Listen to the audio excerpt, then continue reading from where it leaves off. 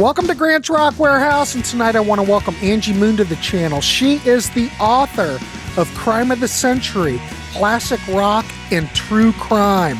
She's here to talk about her books. We're here just to talk music. Let's do it. Grant's Rock Warehouse, now with the look and feel of hand-tooled leather. Welcome to Grant's Rock Warehouse, and tonight I want to welcome a special guest. I'm all excited because, well, you were highly recommended to me. I checked out your blog. I checked out your book. Angie Moon is here. She is a classic rock historian. I'm going to just basically tell you what she is. She's based in England. She's the founder. What your blog is? What, the Diversity of Classic Rock? Yes. So she's got a blog. She has a book that came out a year ago. Crime of the There you go. Props. Crime of the Century, Classic Rock and True Crime. So that was released, what, March of 2024? March of last year, indeed, yeah. So that was March 28th. And then I opened pre-orders on the day the music died, February 3rd, which is a big significance to this whole book. And there's symbolism of it on the cover, believe it or not. I believe it. So I think your whole is, what is it? Because you're relatively young, Angie. What is it about the whole because I checked out your blog. There's a lot of 60s stuff. You're into the 60s and 70s. Let's be honest. Yes. What is it about that? Because you give me hope for the younger generations.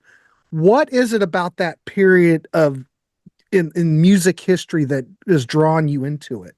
Well, like being a millennial, I was born in 94, so I'm like the tail end of millennial. Definitely not a Gen Z because I remember 9/11. And I do have some memories of the late 90s, although they are very much me being very little. But, you know, the 60s and 70s, obviously because of the whole 30-year rule about how things come back after 30 years and seem cool again and kind of have that legacy and that kind of golden age sort of lens when you're looking at the past. You know, I kind of absorbed it via osmosis, via the cartoons I'd watch, where it was just very 60s. Like a lot of stuff from like the 60s and 70s would be still on reruns, you know, on TV, like Scooby-Doo. And, you know, Sesame Street's been on for a long time, and Mr. Rogers, things like that, like childhood shows. But then a lot of these cartoons that I would watch from the 90s, like your Dexter's Lab and Rugrats. And that's what Hey my Arnold. Kids watch. SpongeBob. Yeah, we watched Angie. We watched SpongeBob was always on in our house. Oh, it's my kids were always quoting it. See, my kids. I still do. See, my son Griffin was born in 98, and my daughter was born in 2000. So they're not that far off. Well, they're Gen Zs, yeah. So.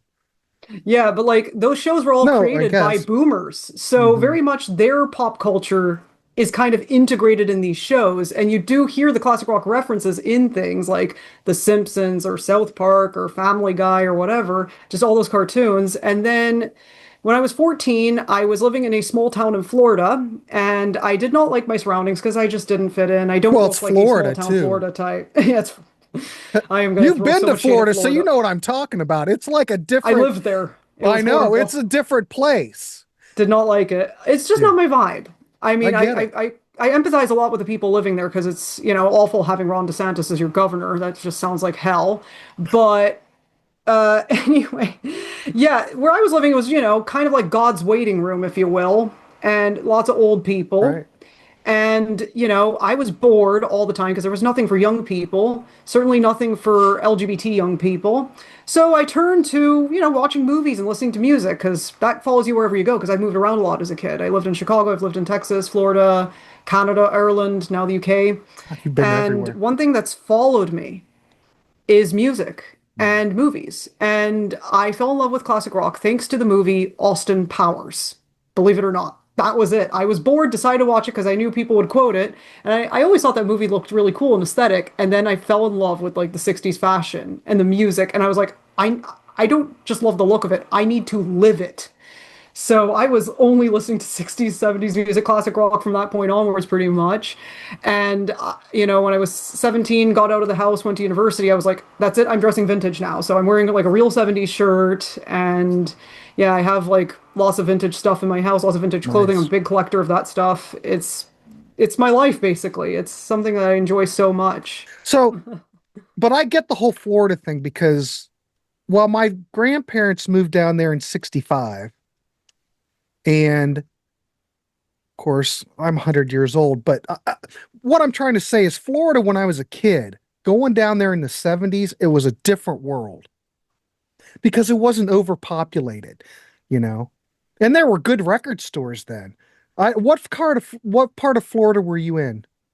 Naples, so two Okay. hours away from Miami, so it's very much the notorious retirement area. So I wasn't anywhere cosmopolitan. There is diversity in Naples. I mean, I don't want to like say, oh, it's very lily white. It's not. No, I know. But it's very, very segregated. There's certain areas that you know are the Hispanic areas or the Black Caribbean areas or the white areas, and it's just so sad how segregated the U.S. is even to this day. Even like what 70 years after integration because of Brown versus Board of Education. It's like none of these changes happen overnight. And the law cannot change people's minds. It has to be attitude changes. It has to come from within. Hmm. But it was a different world when I was a Oh, kid. I bet. Well, Like plus for there were me, good when I record was stores because they were in Clearwater. No, they were in Dunedin, which, well, it's close to Clearwater. And Clearwater had a Peaches record and tape that was like by the mall that was gigantic. And that was one of the big things when I was a kid. If I'm going to down to visit my grandparents, I got to hit Peaches. And see, you were too young. You never got to see Peaches, but it was the no. most beautiful record store in the world. Now, before we get into bad, I must tell you about Peaches. They had a big cutout record section. They had a huge import section. They used to have these big murals on the walls. And I remember seeing Tom Petty and the Heartbreakers, Damn the Torpedoes. I mean, huge, big murals. And they were a big place and they were all kind of wooden interior. And bands would come there and do appearances all the time. It was when rock and roll was vibrant. It's when there was still an industry, you know, when everybody looked at these bands and stuff like they were gods. When I was a kid, the only thing you could really see was like Rolling Stone or maybe Cream or Hit Parader. You never really knew. That's the only way you knew if a record was coming out.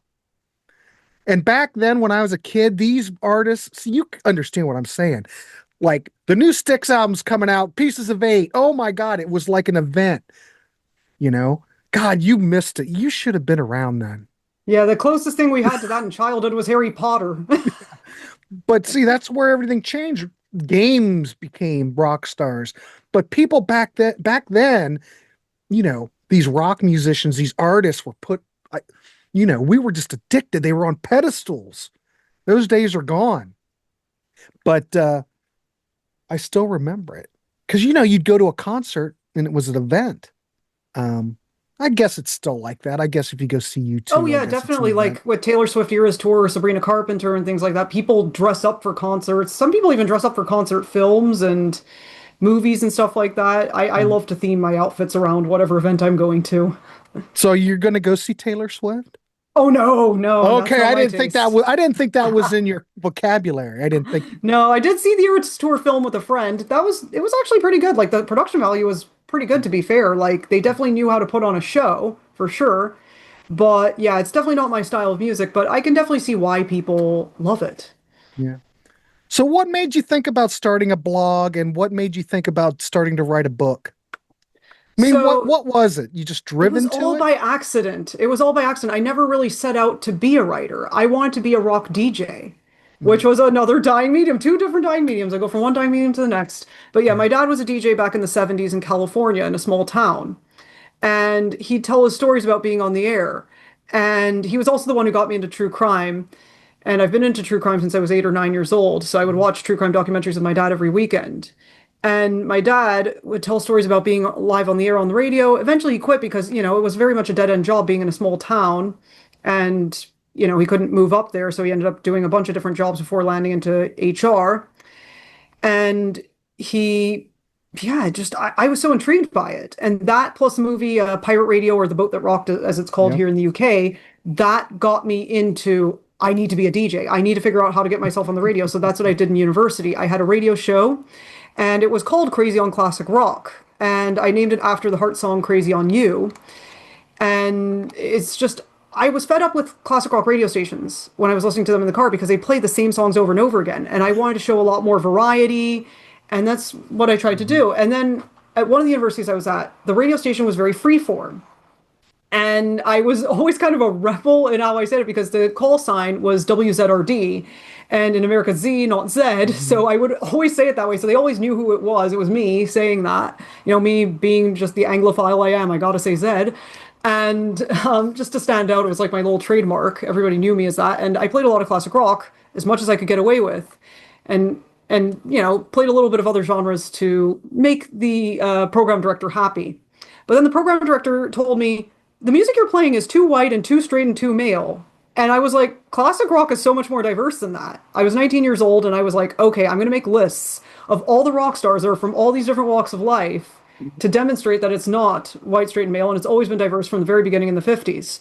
And Mhm. so that's what I set out to do with the diversity of classic rock, which I started the following year in 2015 when I was living in Ireland, and that's where I met my husband, Owen.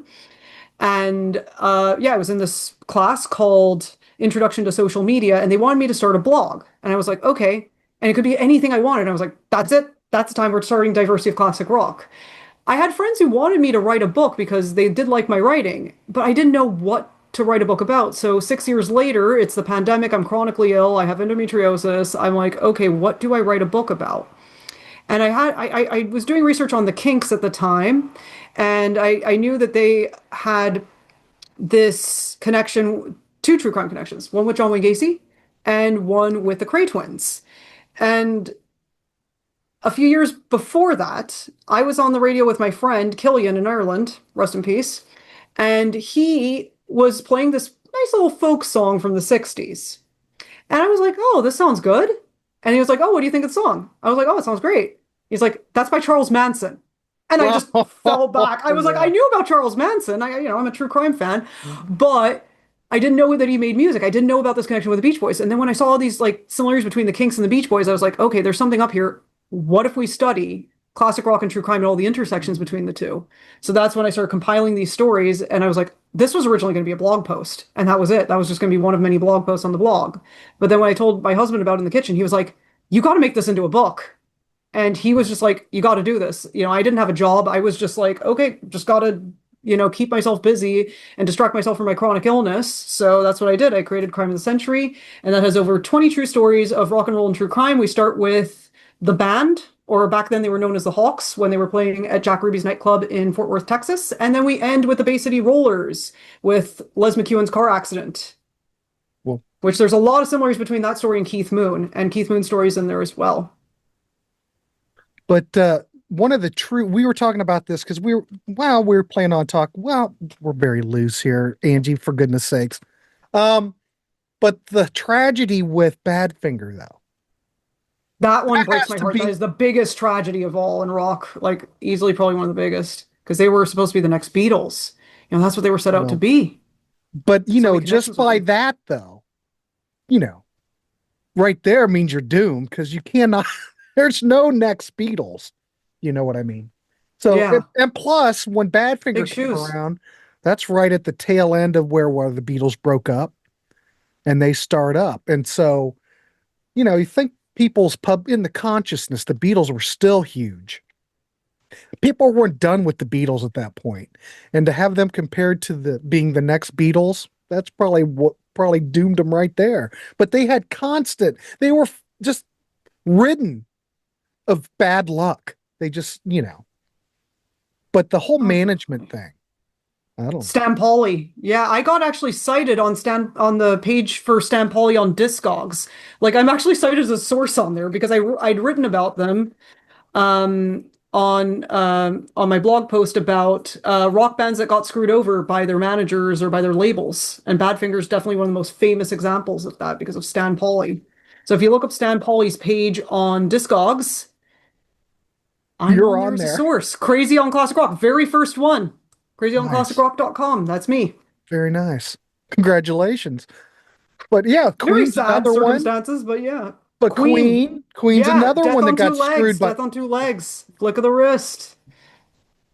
it's just uh Night at the Opera Tale as stole old as the that. time. Mhm. So what other so the Badfinger, the management, what really happened with all that? Well, I mean, was it basically, go ahead, they were sorry. just having money taken away from them. You know, they had money and then it was all gone. Stan Pauli just made off with it. And it was horrible timing when that happened because Pete Ham, his wife, was expecting a baby, and he had just bought a house for the family. And when he found out, he got a call, oh, there's no money left. He killed himself. He is the missing 27 Club story that he died at 27, right before his 28th birthday. He was drinking with Tom Evans, then Tom Evans brought him back home, and then he hanged himself in his garage. And then Yeah. Tom Evans felt guilty after that point and went, oh my God, I could have prevented this. Why didn't I see the signs? Like Mhm. Pete Ham was self-harming before that. Oh, I didn't And know that. apparently he was self-harming. Like apparently he was burning himself with his cigarettes. Oh my God. Jeez, I had no idea. Well, brilliant songwriter. Come on, look at all that Oh Badfinger yeah, stuff. Ivor Novello winner. Without You. Like I'm sorry, Harry Nielsen fans. Badfinger's version's always going to be the best one. But Harry did a good version, you have to It admit. was good, but oh my God, I don't think anything can beat Badfinger in that one because it's the people who wrote it. Hmm. It's Pete Ham and Yeah, Tom Evans. yeah, 100%. Though I did do a It's funny. I just did I have a show where I like play different bands for 10 minutes. I'll play like tracks of like bands that were failed bands back in the day. There was a band called Spider. Have you ever heard of them from the 80s? No. Holly Knight, the songwriter, became a big songwriter to a lot of different artists. And Anton Fig was the drummer. And Anton Fig played drums on Ace Frehley's solo album. He played the drums on Kiss Dynasty.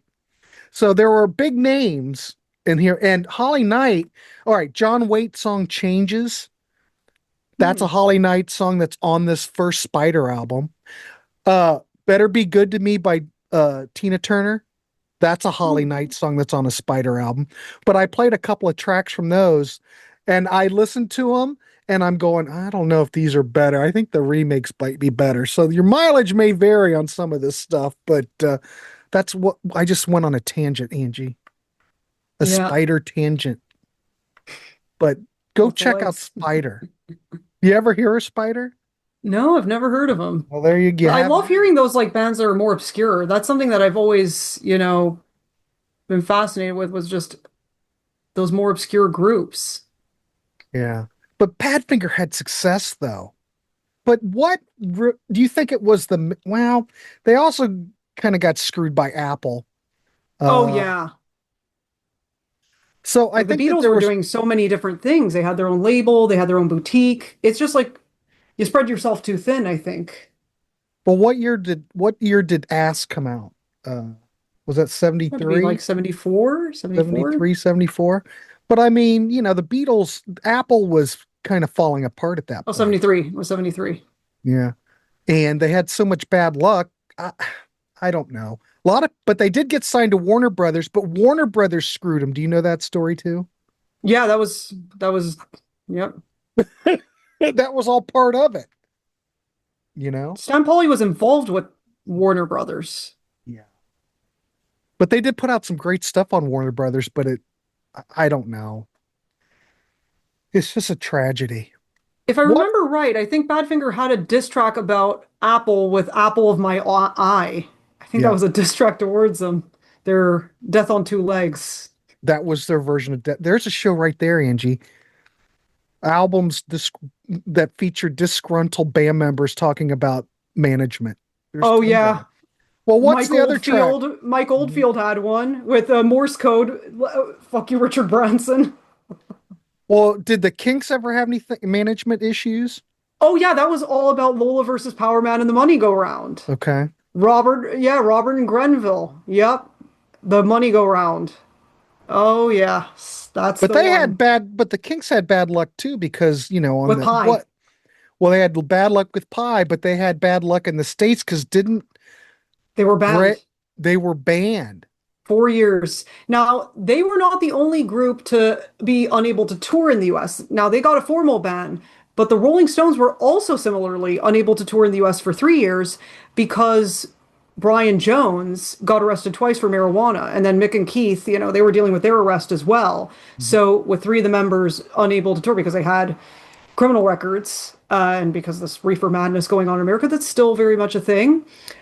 Yeah, that was it. Like, but somehow they got it sorted out. I mean, when you're a celebrity, you get special treatment. but it's a lot of work. Right. But just some bands had better luck than others. Kinks not so much. Oh, the But Kinks definitely were screwed over. you know what? You have to admit this about the Kinks though. In the 70s, they seemed to turn it around when they got on, you know, uh what's the ones I saw Superman? That Wish I could whole fly like Wish I Superman. Could That's from Fly. Low Budget. Yeah. Low End of the budget was a decade. big record. They kind of turned everything around. They just became more of a mainstream. One for the Road is a great live album. I love how they modernize some of their earlier 60s songs, and they translate so well to punk. I think that's why the best Kinks covers are ones by punk bands, like the Jams version of David Watts or the Falls Victoria. I think that's why they're so good. And they lend very well to power pop. I think Mhm. the Romantics did a great version of, what was this one? She's Got Everything. That is just that's a Kinks song that is so underrated from their early years. I just love that power poppy sound. They were definitely, forefathers, pioneers in that sound, along with like the Beach Boys. Right. Well, power pop, I mean, if we're going to go back in the 60s and look at power pop, I think the perfect example of 60s power pop, of course, Pete Townsend coined the The term Who. power pop. But The Who, if you're looking at Pictures of Lily, I think's a good example, or Oh, classic. The Kids Are All Right.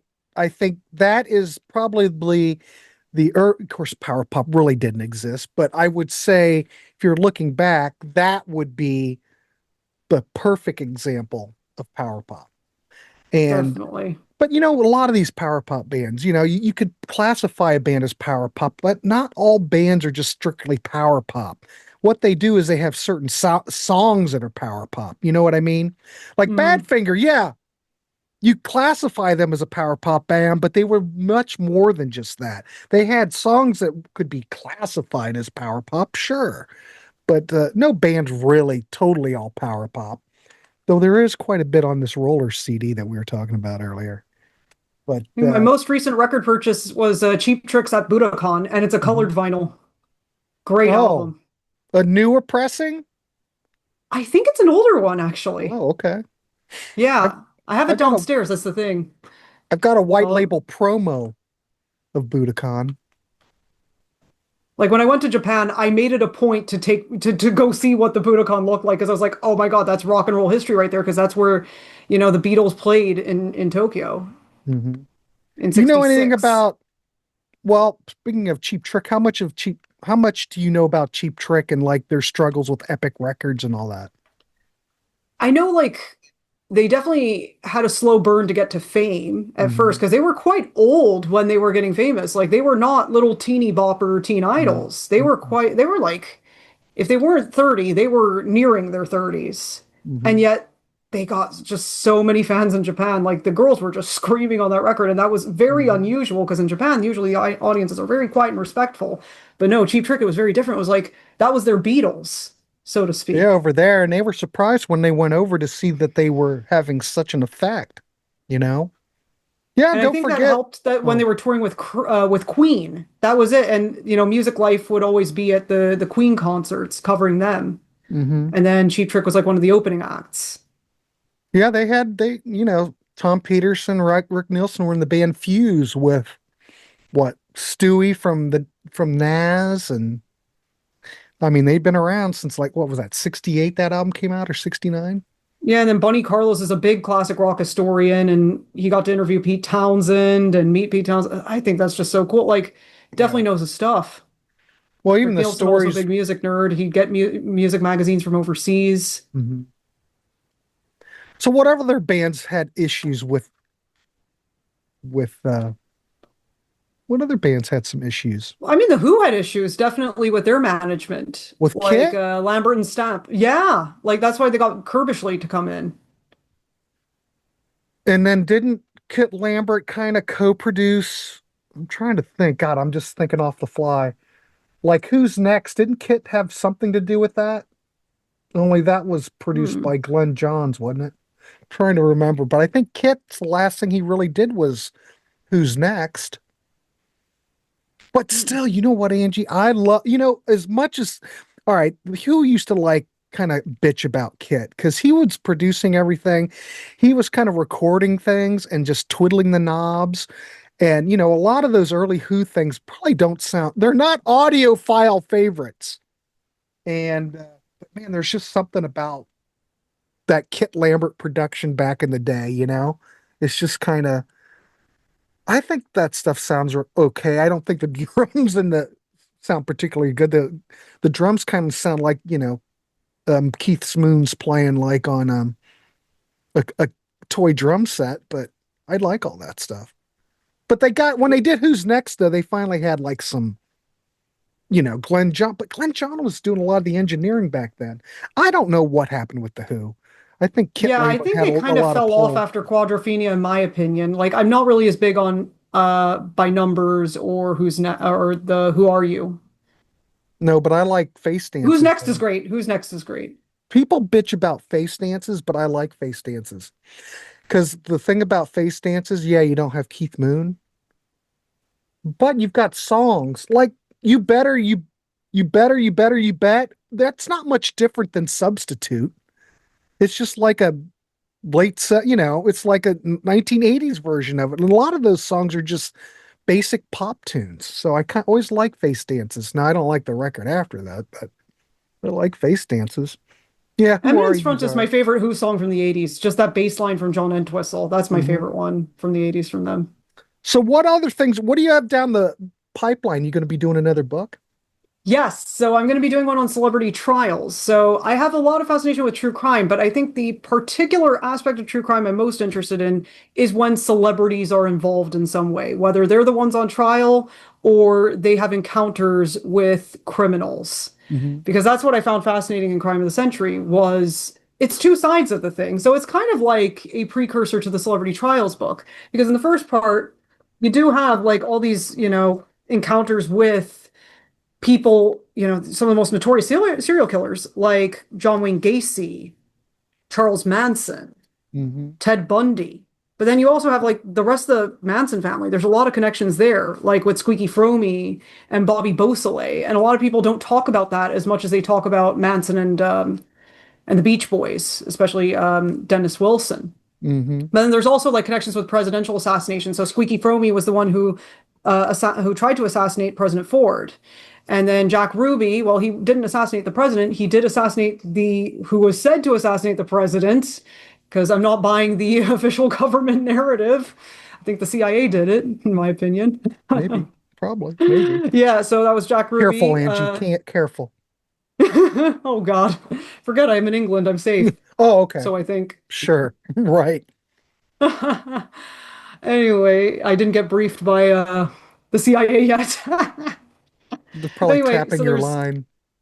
yeah, so there's Jack Ruby, who killed Lee Harvey Oswald on national television. There's that whole Pulitzer-winning prize picture, and then Devo with Hinckley. That was an insane connection that I ended up finding out by chance on Twitter, just because I was scrolling and seeing that drama unfolding Wait a minute. between Did you say Hinckley, Devo and David Hinckley? John Hinckley, John Hinckley. David Hinckley was a broadcaster. Jesus Christ. John Hinckley. Yeah, so the And guy who tried to wait, kill but John Reagan. Hinckley and Devo? Yeah. Okay, So they what's have the deal there? So John Hinckley wrote poems for Jodie Foster because he was just obsessed with her. And one of them was called I Desire. And Devo, being, The very song I punk, Desire. they decided, what if we take a John Hinckley poem and turn it into a song and just get a lot of controversy that way? And Hinckley was just very angry recently because he was like, I didn't get any royalties for that. Where are my royalties? But I'm like, you're not going to get royalties if it's not a hit song. And Yeah, Devo that were a wasn't a one-hit hit. wonder with Whip It, Mhm. even though they had other good songs. Right. Well, there's some great, all that Warner Brothers stuff on Devo Warner Brothers stuff is great. Except Shouts kind of, that's when And then they part two started of my using. book is all about musicians who became murderers. So Oh, we so talk about you've like Phil covered. Spector. Yeah, one of the Mhm. big celebrity trials, Phil Spector. We talk about Sid Vicious. We talk about Marcus Malone from Santana. We talk about who else?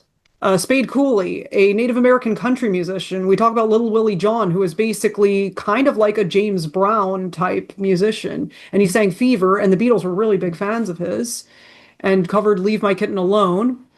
Who else do we talk about? Well, Jim I don't Gordon's the cheat. one I'm always Jim fascinated Gordon. by That's the one. Yep, that's because, one of them. think about him.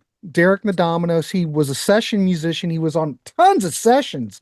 Go back and just look through liner notes, and he did tons of sessions.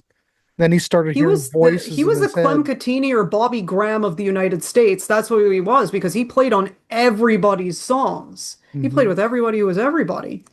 And February 3rd has a big significance on this book cover. So you'll notice that there's a tarot card theme on this cover. And I told the story to every book fair I go to. I've told this 5 million times. So anyway, let's take us back to January 1958. Okay. Joe Meek, who was the British equivalent of Phil Spector, Hmm. he went to a tarot card reading with a friend, and this friend drew out 3 tarot cards and then wrote what came to mind. Buddy Holly dies February 3rd. February 3rd, 1958 comes and goes. The following month, Buddy Holly is touring the UK. Joe Meek still believes that February 3rd is going to be the day that Buddy Holly dies, so he goes to his concert and warns Buddy Holly that he's going to die on February 3rd. Buddy Holly thanks him for his concern. February 3rd, 1959, that was the day the music died. So he, the Big Bopper, and Richie Valens all died in that plane crash in Clear Lake, Iowa, after Hmm. playing the Surf Ballroom. They were on their way to Fargo, North Dakota. And that whole story is the reason why they don't name the dead in news stories until the family have been notified, Oh. because Maria Elena was pregnant with Buddy Holly's baby, and she lost the baby. Mm. But anyway, there's more February 3rd connections. So, Okay. and another January 1958 connection. So the Gibson Flying V was patented in January 1958. The popularizer of the Flying V is Dave Davis of the Kinks, and the Kinks have 2 stories in this book, by the way. He was born February 3rd, 1947. February 3rd, once again, the day that Kenneth Anger was born, but he was born 1927. And he's mentioned in this book because he had a connection with Bobby Beausoleil, because Bobby Beausoleil did some music for him. And he also lived in Aleister Crowley's house when Jimmy Page bought it. So very Oh, he weird he connection bought there. Aleister Crowley's house. I didn't know that. In Scotland, yeah. Okay. Very fascinating. And there's also going to be an Aleister Crowley connection in my next book, but I'll be talking about that. I talk about that on my blog. But anyway, February 3rd, 1967, Joe Meek kills his landlady, Violet Shenton, and then turns a gun on himself. February 3rd, 2003, Phil Spector murders Lana Clarkson at his Alhambra castle. Something about February 3rd. What is that? That is I just have that. this fascination with numerology and dates and numbers. I just find But it so what is it with fascinating. that date, though? You have something there. There is something. Well, that's freaking me out. Yeah, I'm just like, whoa, February 3rd. What is up with February 3rd? Hmm. I don't know. Weird. If anybody knows on this, please chime in. Let us know what it is about February 3rd. I've never, A I had mystery. no idea. Had no idea. And the next book I'm working on is Celebrity Trials. Now, once again, I'm fascinated with numbers. Mhm. So when my mother was pregnant with me, and this was a couple months before I was born, the O.J. Simpson car chase happened. So that was a Ford Bronco. My mom must have been watching it on TV like everybody else was. And it was almost definitely talked about, in the house, I'm sure.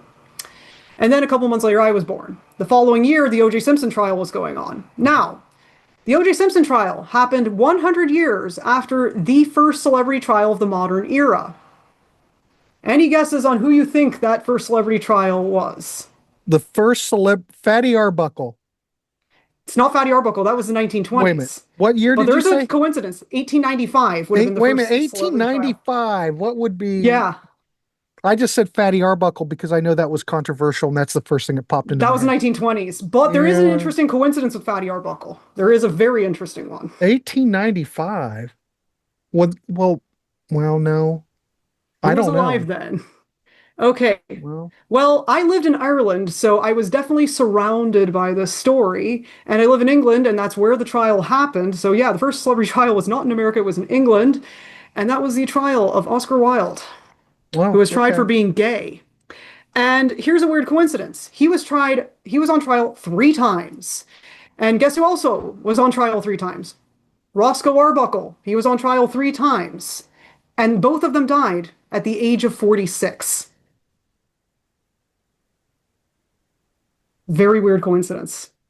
So all these artists that, Jim Morrison, Janis The Joplin, 27 Club, that yeah, must I drive mean, you crazy too. it does. I wrote a whole blog post on the 27 Club, and there are so many musicians. And when I did the statistics and saw, okay, when all these young musicians died, 27 is the most common number. Kurt Cobain.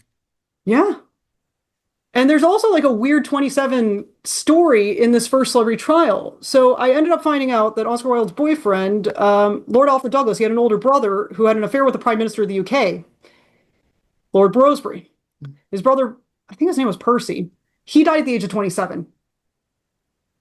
And then at the age of 27, that's when Oscar Wilde went on his tour of the United States. That's when he became famous, was at 27, going on tour in the United States. So another weird coincidence there. It's just a weird coincidence. 27, it's such a weird number. Yeah. I've told this story before, but speaking of Nirvana, I remember a pinpoint moment in time when everything changed. We were at my girlfriend at the time. We were at I know I'm going on another tangent, but everybody's used to that on this channel. Oh, yeah. We were at a club. It was a gay club in Columbus, Ohio. I don't know why we were there, but we were there. Probably meeting somebody we knew. But everybody was dancing. They were probably playing whatever hair metal crap or whatever pop stuff was out at the time. And all of a sudden, Smells Like Teen Spirit came on. And everybody, the whole room, the energy, something happened. And I swear to God, right after that, I started hearing it everywhere. And that's hair metal died. Everything changed overnight. And I just remember that pinpoint time where I heard that. And this has nothing to do with what we're talking about other than Kurt Cobain died when he was 27. But it's I mean, like there one was of Pete those Hap, moments and in time. then I think there's another 27 Club story in Power Pop. Chris Uh, Bell. Chris Bell of Big Star. yeah. Tragedy. What was it, car crash? Think I think. so. I was talking about car crashes earlier today. That's the crazy thing. I was talking about that. How old was James Dean when he died? 24, I believe. And Okay, James darn it. Dean, in my opinion, here's a really weird take. So the band that I'm really, really into right now at the Okay. moment, Kino. So Kino were a rock band from Russia in the 1980s. And the lead Kino. singer was Victor Okay. Soy, a half Korean, half Russian guy. And Mhm. the guitarist is half Armenian, half Jewish. His name's Yuri Kasparian. In my opinion, a lot of people compare Victor Soy to Kurt Cobain or Jim Morrison, but I think the most accurate comparison is James Dean because of the whole car accident Mhm. and just dying at a very young age, although Victor Soy was 28, not 24. But yeah, it's crazy to think because James Dean looked so rock and roll. And it's crazy to He think that did. he didn't live to hear the song Rumble. He didn't really live to see like Mm-mm. all this rock and roll, really. Like that's something No. that just blows my mind, just thinking about he looked so rock and roll and yet he didn't live to hear it. He looked very rock and roll. He was just like ahead of his time, or at least with his look and the way Definitely. he Those are the was. people I'm most fascinated with, are the people who are just they're so ahead of their time. Yeah. Morrissey, big fan of Oh James yeah, Dean. the whole Suede Head, that whole music video was, in his hometown. Hmm. But I And can then see of that. course, first chapter of my book on Trials of the Century, I'm talking all about Morrissey's connections with Wilde, which there's a ton. Like a lot of people don't realize it. There's a ton in classic rock. No one thinks about it. I'm I hoping didn't realize that. What is there's that? a ton. Yeah, like a lot of people don't realize it. I did a whole blog, not blog post, a whole Spotify playlist of classic rock goes to English class. Now, Mhm. ironically, I don't like books from English class. I'm just fascinated with the stories of the authors. I don't even like reading the books. I'm like, I don't care about that. I want to Not find out about these interested in people's that. lives. Nah, I Yeah. don't care. No. I don't read books that much, except unless it's about rock and roll or fashion or something I'm really interested Yeah, in. I used to back in the And day. yeah, Oh, I yeah, I could, was. any Beatle book would come out, I would get it and read it. Yeah, I've reviewed so many books for my blog. Like that's mainly the reading I do. So a lot of people think, "Oh yeah, you're a big reader because you're a writer." I'm like, "Well, I read about rock and roll." You want to But know like the last something, thing I want. Angie, you want to know something geeky that I used to do when I was a kid? And just because But I have one right here, but I used to just sit and read like the Rolling Stone record guide, just flip through it or any trouser press, anything. and just read about different band. Now we all know that the Rolling Stone record guy that usually they hated everything, but but I would just Oh, yeah. sit and I would just flip through it and just I could spout off. Well, they hated Queen, I know that, but Oh yeah, yeah, I that's remember Bohemian geeky, Angie. Rhapsody. That's All geeky.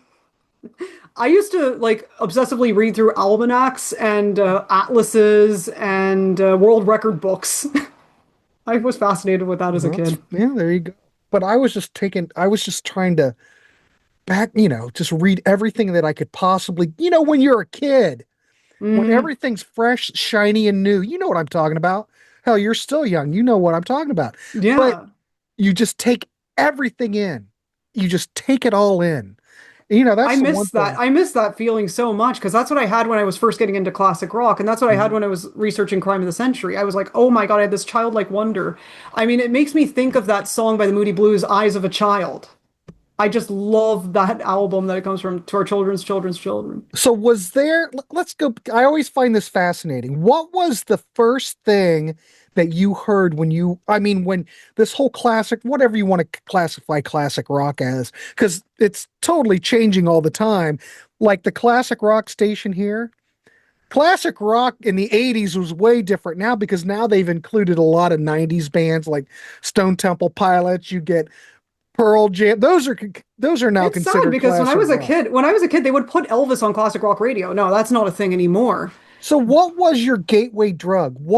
When you Ooh. were a kid and when it was all shiny and new and you heard a band or an artist, what was the band that or artist that really brought you in? And you went, "Holy shit, this is it." So when I was a teenager, obviously my gateway to classic rock in general was the Beatles. That It was always starts with the mine. Beatles. Everything starts with the Beatles. I think almost every classic rock fan I meet, it's always starting with the Beatles. And if it's not the Beatles, it's Queen. If it's not Queen, it's Led Zeppelin. Yeah, Queen was early for me too. Well, the Beatles were mine because I've told this story before, but going over to my friend's house. Now, my folks, when I was a kid, all they were like in the big band. That was their era. Big Yeah. band music. They would watch Lawrence Welk, things like that. That was what they did. And I was over at my friend's house and I was obsessed with 45s. Obsessed. But they were kid 45s. They were like Disneyland records, things like that.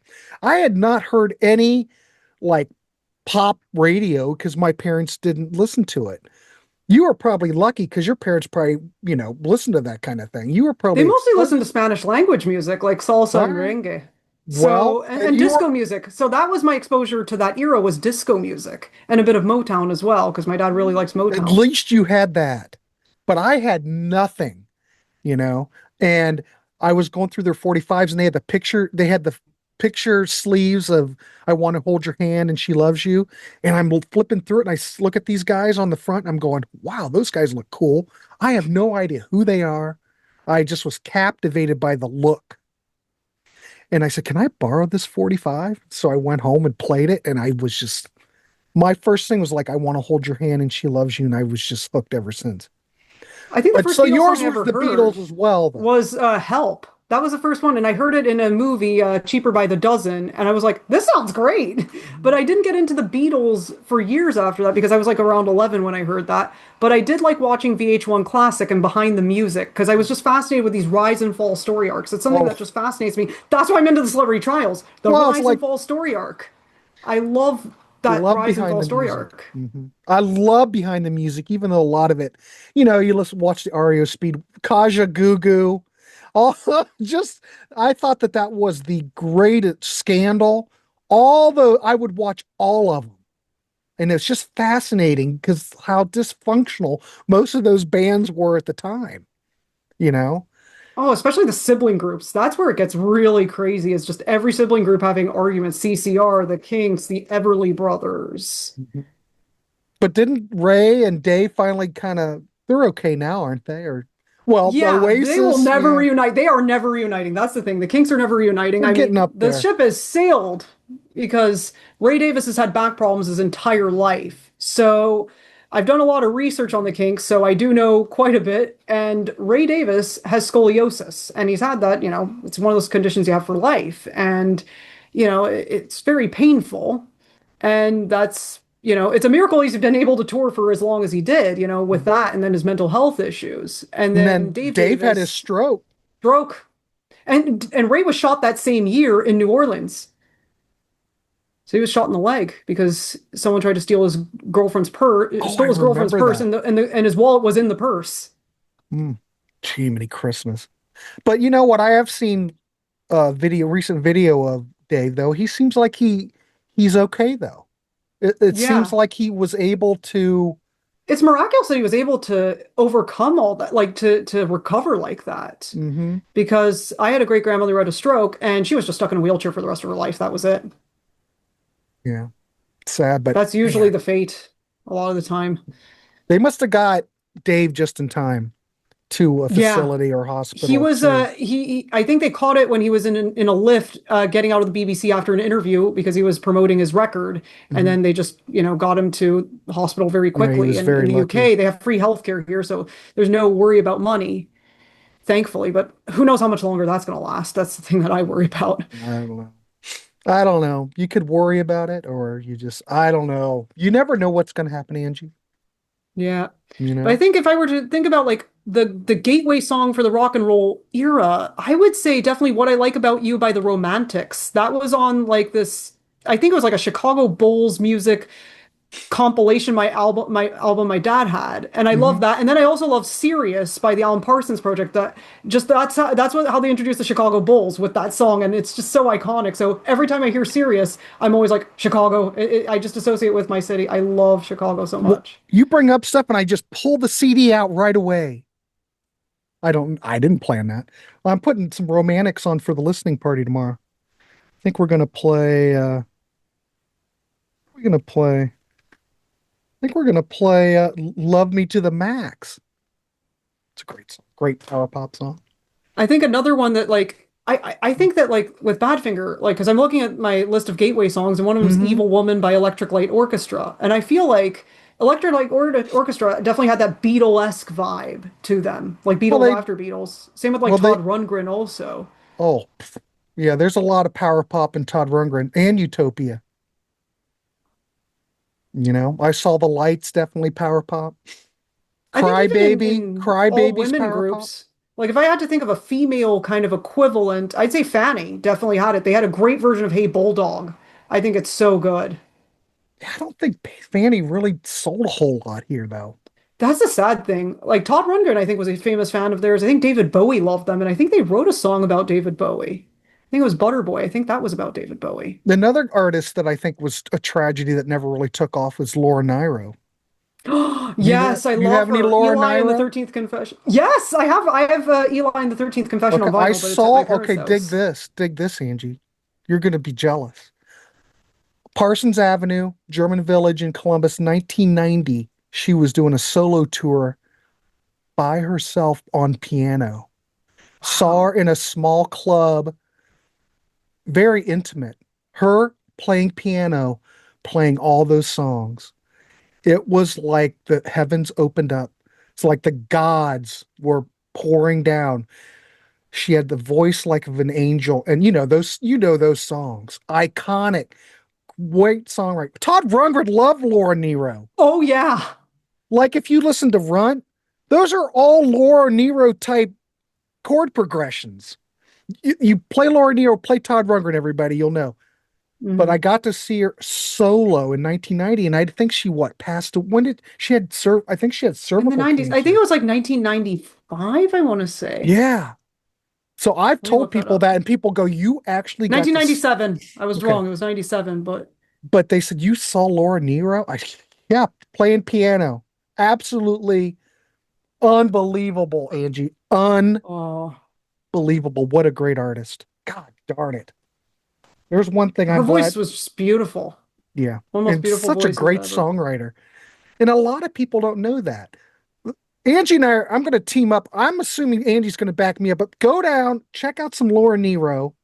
Let us know what you think down below Yeah, in the my favorite comments. is Eli and the 13th Confession. I got that on vinyl very cheap, and I was just so happy to get that one. And I Yeah, remember no one knows showing it on about it. Facebook, and my dad's cousin was like, "Oh, I had that on vinyl too," and I wore out my copy. Hmm. It was just that good. Great stuff. Another one I say that I wish had taken off, Nick Drake. That's the one I Mhm. always wonder so much about. You know, he had three great albums, and because, you know, he had depression and because his live shows weren't very well received, he he didn't really have very many of them. And, you know, he unfortunately died at such a young age. He was only 26. And he's Almost actually from, 27.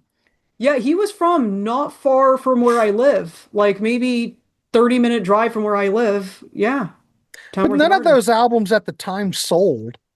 It wasn't until No. after he passed that people took off and people started to Here's take an even notice. more obscure one that I'm like, I wish people had known, but he had one English language album that was Mike Stevens. He was very much like the Bob Dylan of Wales.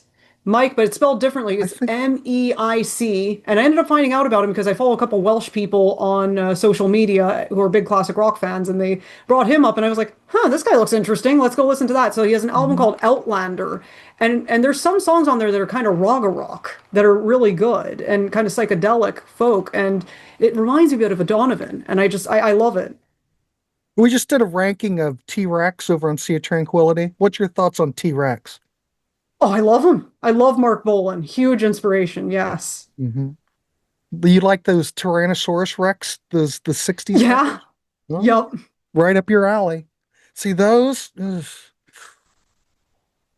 I I like the think later stuff better, but man, uh, everybody I just watching I this, love go all over the and different check, go to Sea of eras. Tranquility and watch the ranking Pete Pardo and I did on T-Rex. I'm just going to leave it there. But an interesting catalog, interesting artist. I will Very. say this, Angie. No one sounds like Mark Bolan. Nope. You listen to those early T-Rex albums, you even though I know we're not in the full, the glam rock period, we're more in that psychedelic, folky stuff, but such an identifiable sound. Oh, there's no one that sounded like Mark Bolan. No one. No one. He took glam rock and made it artistry. That's what I love about him and David Bowie. It wasn't trashy party music. It was artistry. Not that there's anything wrong with trashy party music. I love Slade. Huge fan of them. But I just love Mark Bolan and just his style and then how he was able to evolve from like that kind of hippie folk to more glam rock. And who knows where he Mhm. could have gone? He died exactly a month after Elvis, and I wonder, could he have gone in a more disco direction, maybe a punk direction? He was a fan of the Jam. Like he had him on his show not long before he died. Mhm. Well, that night, what's the, uh, help me, the 19, his last album came out in 77, Dandy of the Dandy, Underworld. right. Dandy in the He Underworld. kind of went back more into that glam thing, but I think it was more of a return to form, I think. But And glam, yeah, he glam was seemed to coming be more back. inspired again, and that's a really good record. I ranked that pretty high on my rate ranking, and a lot of people Excellent. don't know that. T-Rex, Electric Warrior was the only record that really took off here, even if you can say it took off. But Hmm. I don't know. Why do you think that T-Rex, I know we're on a tangent, but Bowie. why did T-Rex not take off in the States? What is your opinion? I think it's David Bowie. How do you figure? What do you I mean? think it's just maybe too similar, or David Bowie just kind of like was bigger and then it kind of overshadowed Mark. I And it's think not so because they because were both Bowie brilliant. very popular here, of course, obviously. And when we were looking at the ranking, I could hear some Bowie similarities. Now, I'm not saying that Mark sounded like Bowie. Mark sounded like Mark, but you could hear some, and maybe that was Tony Visconti, the producer, Hmm. since he worked with both artists. Oh yeah. Maybe that is what I'm hearing. I think even like here's something interesting because I know you brought up the Bay City Rollers earlier. Mhm. So there was an earlier version of Saturday Night with their original lead singer Nobby Clark singing Never Saturday heard that. Night. And that version, you can really hear their Scottish accents a lot more in the backing vocals. You can hear it go Mhm. Saturday. Night. I do it horribly, but I it's get great. you. I'm picking up what Yeah. you're putting And down. then um yeah, like Nobby Clark, his voice sounds very Bowie-like Hmm. in that version. And I just love that. I find that just so adorable because those guys were big fans of Bowie, the How platform shoes and the how do they all that. look at that stuff over in the UK now? Because The Bay City glam. Rollers here in the States, when they were out, were big, 75, 76. I But think here they're just seen as has-beens, and it's okay, well, Les McEwen died. That's the thing. Like, but yeah, I mean, it's just a tragic story over here because it's one of the darkest stories because they were around a lot of creepy people, and I talk about oh, that in my book. There were quite a few creeps, and there's a lot of them in the BBC. So a couple of them were from the BBC, but one of them was their manager who had mhm. abused quite a few of the band members. Like one of them tried to kill themselves. A lot of tragedy within the Bay City Rollers for being so uppity. But the thing, we did a Bay Yeah. City Roller, Stephen Schnee and I did a Bay City Roller show where we kind of went through we just did a career retrospective and looked at all the records. And I think a lot of the stereotype here in the States is that the Bay City Rollers were just lightweight, fluff, not serious. But until you really listen to those albums and dive deep into them, there was much more to the Bay City Rollers than you think, you Oh know? yeah, definitely. They shouldn't be a guilty pleasure. They should No, just they be a shouldn't. pleasure. Right. There's some great Like stuff. the Ramones loved them. Like the Ramones were really into poppy stuff, and people call them like a serious, rock band. And I'm like, yeah, but they liked like Blitzkrieg Bop was based on Saturday Night. Hmm. Well, the Like, Ramones got it. Well, if any of the Ramones are going to get it, it's going to be Joey Ramone. He's going to understand the oh Bay yeah, City he was the Rollers. big Phil Spector fan. That he was Right. the one who was like, yeah, let's get Phil Spector to produce our album. And then there's that one crazy story I talk about it in the book where they go over to Phil Spector's house and he's got his gun out and he's like forcing them to listen to him on piano and he's talking to Joey Ramone alone. And I'm like, oh boy, this is just a Well, I did go nightmare. on the 80s cruise. Was it last year? Wait, not this year, the year before. And Marky Ramone was, they did a panel. In fact, I put it up on my channel of his interview. They asked him about that. He said that gun thing never happened. He said, I wouldn't, Whoa. that I never happened. That's just a rumor.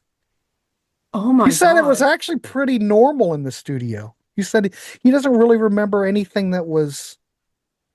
I wonder how much that's the thing like with rock and roll. There's so much myth making. There's just so much of that, and that's something I'm noticing in this celebrity trials thing because I'm currently working on a chapter about the Black Sox scandal, and that was in 1919 when the players, were very bitter and angry at their at the team owner Charles Comiskey and said, "Yeah, let's just throw the World Series. We have nothing to lose. Let's just do Mhm. that."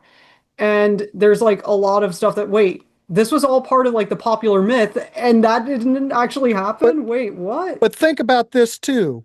It might have happened. Don't forget, Marky Ramone was drinking a lot. That's why he wasn't in the band after that because he was Mm, drinking. And of course, he came back to the band, but maybe he I guess forgot. sometimes the truth is I just, don't know. it's not pure or simple. Let's just say that about the truth. But he was pretty he said, no, that didn't happen. It was fine in the studio. He I think said the other members problem said with that it did. Phil is Phil would make Johnny play guitar parts over and over and over and over and over again.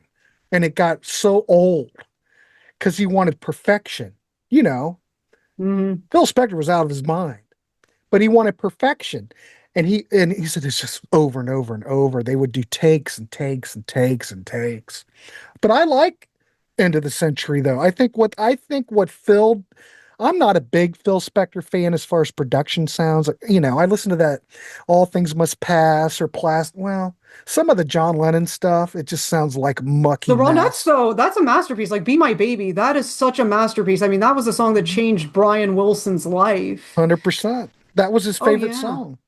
And then that's what made him write Don't Worry, Baby. Hmm. And that was like Keith Moon's favorite song.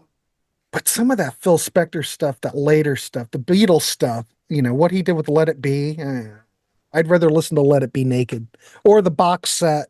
I'd rather listen to it more in its pure form than all the I think he fairy was better dust. with the girl groups than with rock bands. That's the thing. I think that's where Phil Spector was really in his element. But I Hmm. think the person who really translated that wall of sound style to rock and roll so well, those two people were Bruce Springsteen and Brian Wilson. Those guys translated it so well Born to to rock and roll. Run sounds good, and it does have that wall of sound, you know, I think. It doesn't, that's a good sounding record, but Pet then it's, Sounds, masterpiece. mhm. I'm not a big Bruce guy, but I kind of get Born to Run. I think Thunder Road's a great song. There's some great stuff on there, you know. Of course, I like Darkness on the Candy's Room on Darkness on the Edge of Town. I love that. That's a good one. Anyway, we've been on a tangent, ladies and gentlemen. We were going to just talk about Badfinger, but we've talked about all kinds of stuff. But we went an hour. I think we can wrap this dog up, Angie. Yeah. Angie Moon, ladies and gentlemen, go check out her blog, The Diversity of Classic Rock. I'll put the link down below. Go check out her book, Crime of the Century. It's been out for a year, but if you haven't checked it out, please check it out. I mean, books don't have an expiry date, so no, go get yours today, kids. Yeah. I mean, it's learn something new. I mean, it came out like hardbound. Is it? What's available? Is it like hardback? So yeah, you can get a hardback, but that's on print on demand. I just wanted a hardback version for myself, so this is my personal copy. But there's paperbacks, 100%. And you can also get them signed by my cat, Bowie. There, if the damn cat's going to sign it, so everyone should be in. So, and your cat's named Bowie. I'll be damned. Yeah, her name's Bowie. Like, she's a girl. Everyone thinks she's a boy. No, she's a girl. Her name's Bowie. She's a calico cat. You didn't name the cat Boland? Come on, Angie. Next one, Boland. I was thinking of naming my next cat Vicky or Victor for Victor Soy, but there you go. You could do that too. All right, ladies and gentlemen. Musician names. So you are, before we wrap it up, what is happening? Are you coming on any shows? What's going on? Anything else we need to plug before we wrap this up?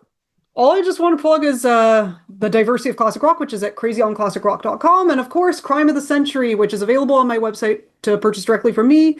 If you're overseas and shipping from the UK is quite expensive, because I understand that it is. It's always one of the most frustrating things ordering from overseas. Been there many times. But yeah, it's available on a lot of websites, including Amazon and all sorts of booksellers. I have a list of distributors linked on my website on the Buy Crime of the Century link. So you can just, choose whichever place to purchase it from. You can also just donate anything to me and you'll get an ebook. Just there you go. Yeah. Pay what you please. Cool. All right, Angie. Been great. Nice to have you on the show. Maybe we can do something else. We cover a lot of stuff here in the warehouse. It was a lot of Power fun. pop, classic rock, all kinds. It was a blast. All right, cool. Have a good one. Everybody, please subscribe, check out Angie's book, check out her blog and everything, and we will see you on the next one.